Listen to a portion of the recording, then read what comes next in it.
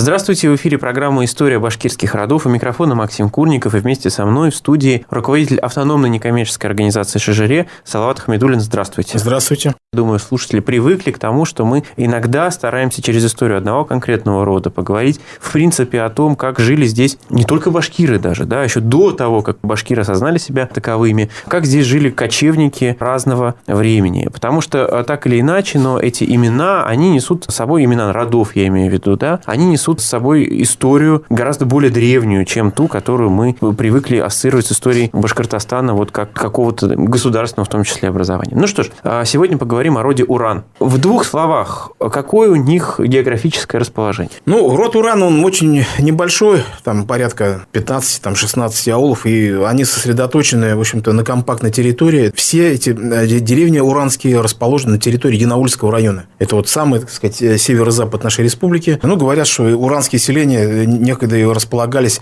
и по ту сторону Камы, на территорию, значит, Удмуртии. Ну, также были, может быть, в более ранний период времени и на территории, вот, что сейчас мы называем Пермской областью. Ну, род Уран, он очень такой интересный. И понимаете, какая, скажем, тонкость есть, да? То есть, есть много родов, которые не отразились в общемировой истории. А Уран как раз вот из тех, чье имя отразилось и даже в таких классических трудах, как Рашид ад-Дин, там Джами ат-Таварих, персидский историк знаменитый, значит, Геродот, да, мусульманского средневековья. Откуда имя, давайте сначала. Откуда имя, да. Имя, в общем-то, фиксируется, это имя Уран среди, как это назвать? Мы это называем Дешт-Кипчаком, да, Кипчакская степь, иранское слово Дешт – степь. В русских источниках ближе к территории современной, значит, Южной России и территории Украины это называлось Половецким полем. Поле, значит, или Дешт-Кипчак, в общем-то, в исторической науке это почти что два таких конгруентных названия. Половецкое поле и Дешт-Кипчак. Считается, что это вся вот эта степная часть Восточной Европы, плюс там, значит... До Волги. До Волги и дальше, да, вся степь Казахстана и, значит, до Иртыша и до Алтая, в общем, к этому относится. Ну, и всегда вот как предполагалось, что вот единое такое пространство, там, что вот там живут кипчаки, вот как пишут в источниках, ну, не более чем это наши, так сказать, современные, да, и там какая экстраполяция каких-то представлений на прошлое. На самом деле, там никакое-то не единое было пространство. Даже в русских источниках Половецкое поле там делится на там, массу каких-то орд, Бурчевичи, Таксобичи, масса других. Во главе каждой орды там стояли какие-то свои ханы. Также и на Востоке было. Это не было единое какое-то пространство. И не было такого единого народа половцы или там кипчаки. Или, как их на Западе называли в Европе, куманы, не было. Все вот эти названия, куманы, половцы, кипчаки, не более чем политонимы, собирательные названия для обозначения вот этих кочевников именно вот для этого периода времени, там, середины XI века до начала XIII века. Причем различного происхождения и тюркского, там, и монгольского, и так далее, и так далее. И одним из таких племен вот как раз и было племя Уран. В исторической литературе, особенно вот у исследователей Казахстана, вот такой был там Ахинджанов, или, может быть, и сейчас есть, я не знаю, у него есть работа «Кипчаки в истории средневекового Казахстана». Вот он, уранцев, кстати, вот это и племя Елан башкирское тоже, он считает, что это просто синонимы, различные по звучанию, но синонимичные, значит, этнонимы. Означает змея, Елан по-башкирски змея. Уран якобы, значит, в тюркских диалектах тоже змея. Но я тут на самом деле, я проверил это, существовал такой тюрко-арабский словарь, составленный в XIII веке. И там, на самом деле, я посмотрел, вот перевожу, змея, арабы там пишут, змея Илан, а змея гадюка – это Уран. Что из этого выходит? Из этого выходит то, что, значит, Елан, вот это башкирское племя Елан и Уран, фактически одно и то же племя, просто вот как бы разновидности названия. Почему змея? Потому что, видимо, кочевники с Востока, на Востоке очень было распространено, он в Китае до сих пор, там драконы, там и змеи и так далее. Какие-то такие существа. Надо понимать, что ислам эту землю пришел довольно поздно, да, и какие-то тотемические еще традиции могли оставаться. Даже тамги начали проверять. Есть работа такая известного нашего, по-моему, Зуев, такой тоже казахстанский исследователь. Племя Кай еще есть. Племя Кай. Кай тоже по-монгольски змея, как он утверждает. Вот Елан, Уран и Кай. Распространенно. Да, понятно. И вот у них тамга в виде змеи, она так и называется. И здесь, естественно, сразу на ум приходит пассаж армянского автора Матвея Десского, вот мы тоже в одной передаче его упоминали про Елан, что где-то в середине XI века римляне выдержали ужасные атаки. Большое число провинций было разорено, предано избиению, обращено в руины печенегами. Так как народ змей, делают на этом акцент, то бишь либо Уран, либо Елан, либо Кай, как это по-монгольски звучит, нарушая границы своей территории, перешли земли рыжеволосых. Рыжеволосые – это же сары, то есть это кипчаки, половцы, рыжеволосыми их называли. И эти мигранты изгнали агузов и печенегов, и все эти народы объединились, обратив свою ярость против римлян. Вот римлян – это потому что это византийцы, да. Ромеи, то есть как бы Византия – это второй Рим. Первый Рим – это языческий Рим, потом византийский Рим.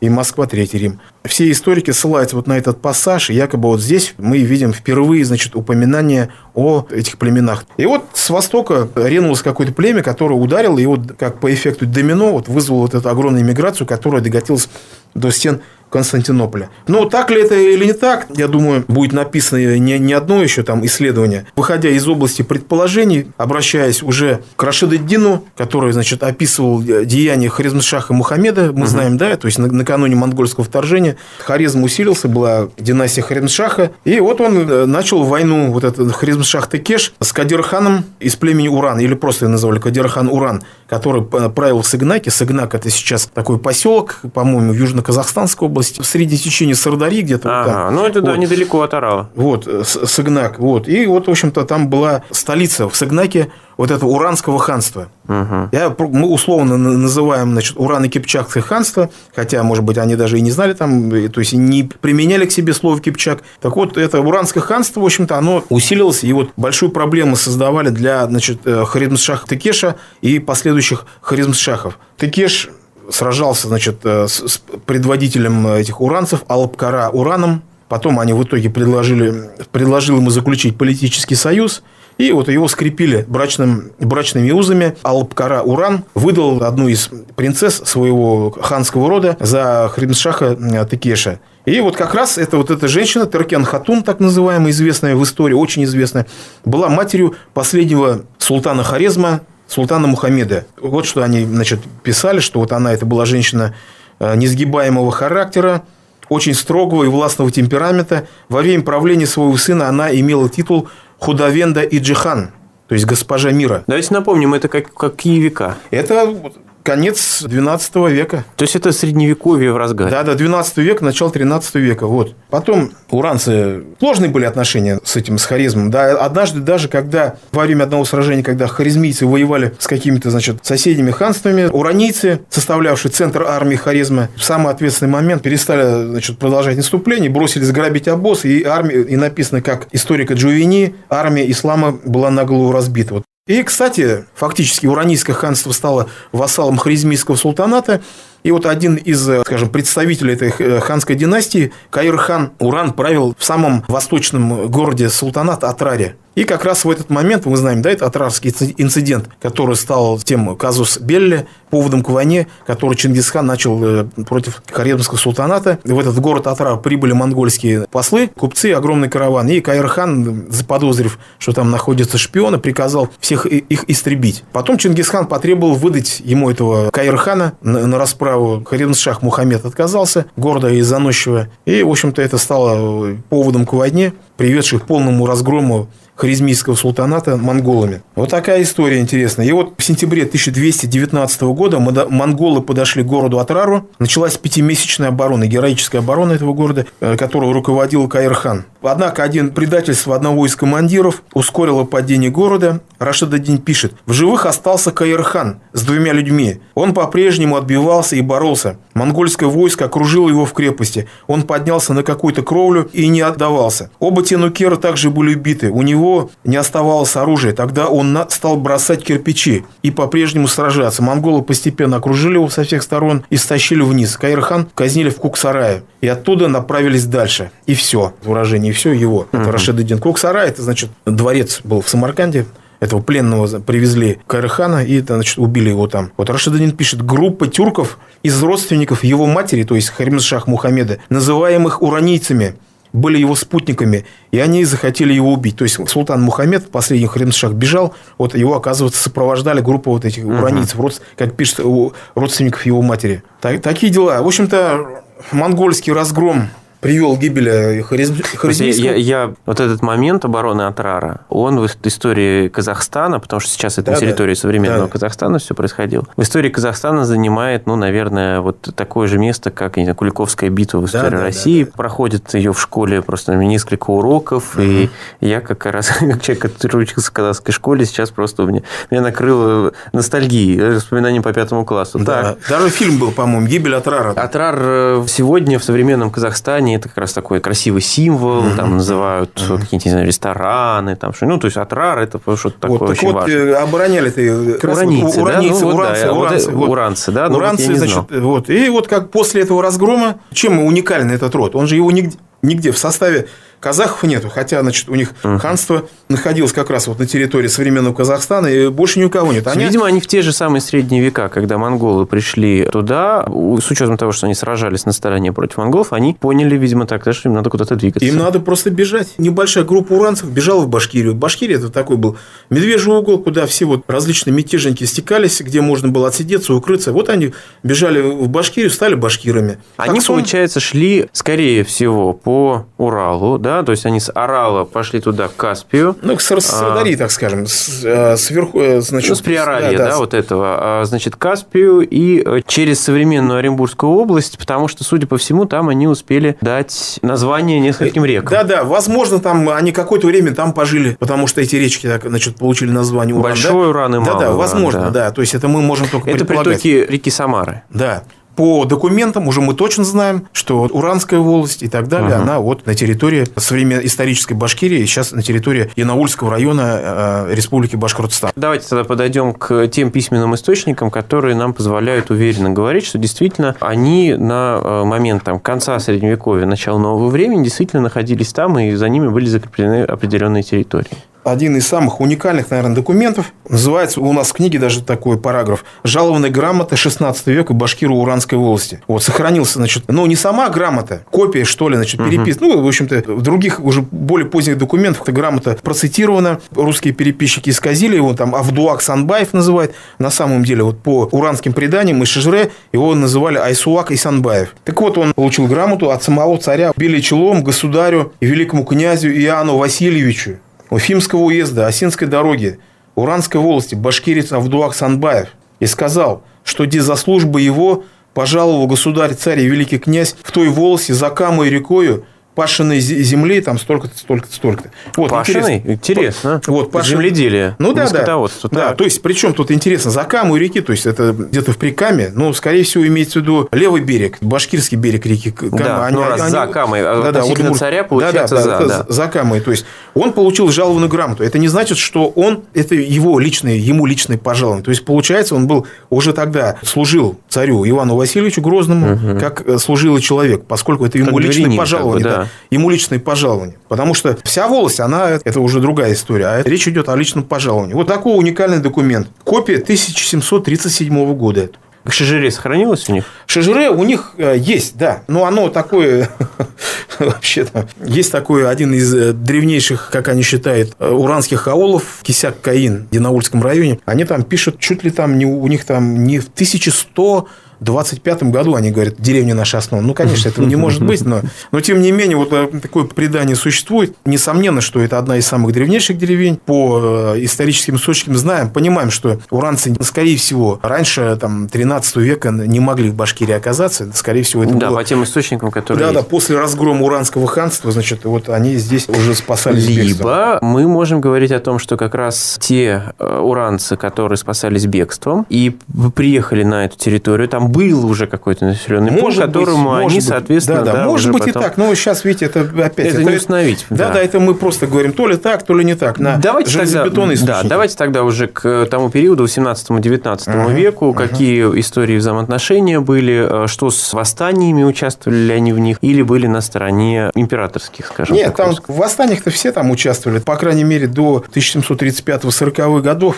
Вот когда была организована Оренбургская экспедиция, во время вот этого восстания, как реакция на Оренбургскую экспедицию, там произошел некий раскол среди башкирской старшины, сейчас, как сейчас говорят, элиты.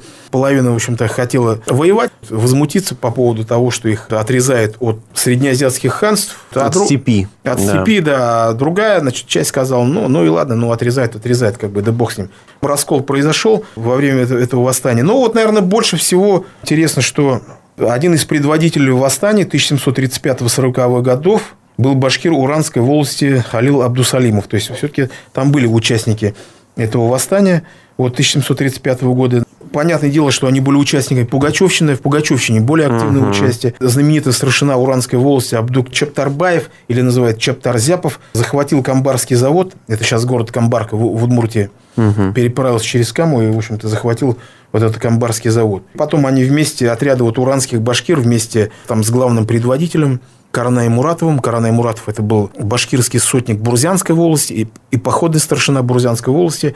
Стал ставкой деревни Косева. Это сейчас город Нефтекамск.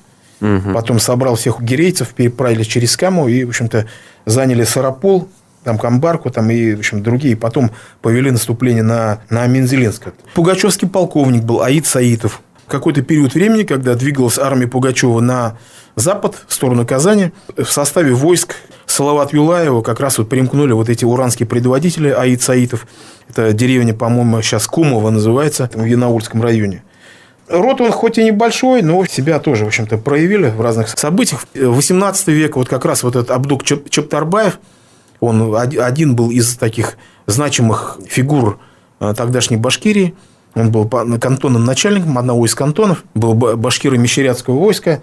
Много документов оставил в архивах, которые вот мы тоже читаем и изучаем. Они как-то были наказаны за участие в Пугачевском восстании? Нет, Пугачевское восстание, там ведь вот это же миф, что там Екатерина там такая, там сякая, злая, ничего. Мягче всего как раз вот обошлись с пугачевцами. То есть, я тоже думал, надо эта загадка. Почему? То есть, все были прощены. Вот кроме Салавата Юлаева, потому что он упорствовал. Казаков, крестьян, крестьян по-жесткому да. Все. Башкиры были все прощены, все. Екатерина через Потемкина, не Григория Потемкина, а Павла Потемкина, значит, был председатель, племянник того Григория Потемкина, знаменитого фаворита. Павел Потемкин, он был начальником секретных комиссий. Екатерина через Потемкин дважды обращалась к Салавату Юлаеву. Покайся, сдайся. Когда уже все восстание было разгромлено, он там ходил и продолжал сопротивление. Покайся, сдайся. Но он парень горячий, молодой поэт и так далее. То есть, сдаваться не хотел, в общем-то, такой, видимо, был нонконформист, и сказал, нет, не буду. И в итоге, поэтому только он один и пострадал. Все ведь остальные были. И то ведь не казнен прощены. Ну да, на каторгу сослали. Остальных всех простили. Я думал, в чем причина-то вообще, почему такое? Ну, вот, видимо, это, во-первых, сама, то, что Екатерина все-таки она была европейкой, и второе, чувствовала, как бы, все-таки определенную долю вины в начале происхождения вот этого бунта. Пугачев да. Свою вину она чувствовала, потому что она же дала формальный повод, в общем-то, свергнув императора Петра III, своего мужа, убив, дав почву для вот этого возникновения вот этого феномена самозванчества, да? Да. Вот. Она сама дала повод. И плюс, они же тоже прекрасно понимали, как бы, причину башкирского движения – это захват земель под заводы. И, кстати, это ведь движение добилось своих результатов. В 1775 году, в год окончательного прекращения восстания, был издан указ о запрещении строительства на территории Башкирии горных заводов. Потому что все эти заводы были уничтожены. Империя не смогла их восстановить все. У нас осталось очень мало времени. Давайте очень коротко, что нам нужно отметить? Каких-то, может быть, известных представителей рода? Род, я же говорю, не очень-то большой. Да. Вот, допустим, Радик Гореев, вот известный наш Лев Лещенко или наш Кобзон башкирской эстрады, к сожалению, уже покойный. Был Гайнан Амирей, писатель. Сейчас вот есть у нас Фанави Салихов, он в филармонии работает, тоже замечательный, значит, певец эстрадный и оперный. Мы говорили об истории рода Уран с Салаватом Хамидуллиным, руководителем автономной некоммерческой организации «Шежере». До свидания. До свидания.